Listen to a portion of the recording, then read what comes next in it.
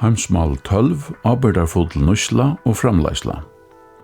Naturliga rúgidømi I jørðini ikke oendaligt, og vi mennesker brukar meira enn vi nekranti hava gjørst. Meira kjøt, nýtsklægir og flere bilar, men eisini økt streimnýtsla og fering. Land som hava hø livskrøv eisini til landene som hava haksta utlat av drivhusgasson og største materiello nýtslana. Hetta skapar en tvistøvu, då nekvastan I heimnon store tørvur av at hakka livskrøvene til menneskjon, men nottur og tilfangi at være oppe. Då skulle vi finna løsner og tryggja öllum sømeligar livumstøver, samstundes som utlati av drivhusgassen lakkar og materiella nýtslan minkar. Öll I heimnon livdu og eins som han gjer av okra leion, hei tørvu verja meir enn halvare 3 jærakulo at træt henne vid hava at liva av. Nýtslan av náttúrutilfanginum altså nekva fyrir større enn jørun megnar at endurskapa. Og hverjum åre rokna serfrængar seg fram til tann daginn av årenum, ta heimsins ubyggvar hava brukt meiri av náttúrutilfanginum enn jørun megnar at endurskapa. Hetta heimsins overnýtslu dagur.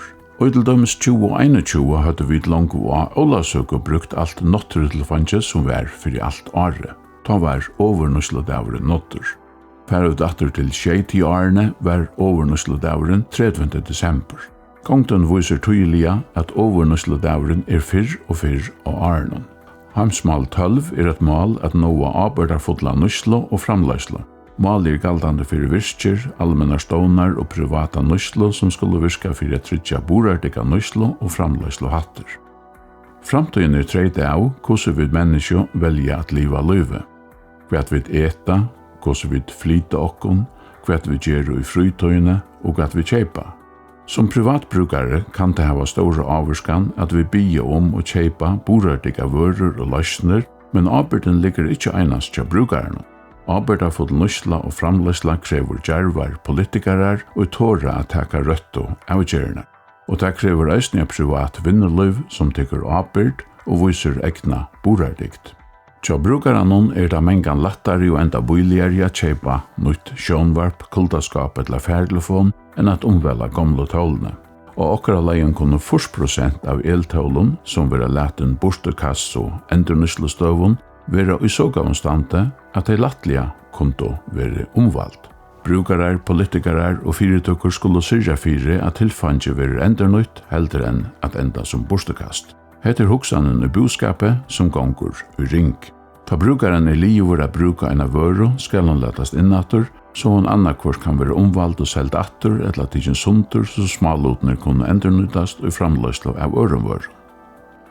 Og til nekvun økjana løsne kunne finnast skulle vi nåa 12. heimsmalen.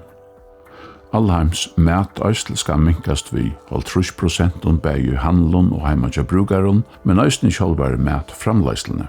Kemikalier og avloppstilfær som var nytt og vøre framleiðsluna skulle handferast av tryggan hot, så det ikkje enda hjørne, vattnen eller I luftene. Og hovast det tydninga mykje at skilja borstekast og at endurnýta best I hotren to at minka store mongtnar av avfalla og I rønt og veru at minka nýtsluna. All heimsins land skulle brøyta nýtsluhott. Og en tydningamikil líkil til hetta at finna I örun heimsmalum. Heimsmal 4, partsmal 6, et mal at bøtten og ung skulle være undervist I burardigare menning og heimsborgaraskape. Hetta merker eisne at land vi velvirkande skulaskipan hava større ábyrgd at utbyggva ung til at ansa etter hjørne. Hetta viser at heimsmalene henga neft saman og I fela kunne brøyta heimen. Du vilt vita meira, kan du vitja heimasyna snar.fo, framskak, heimsmal.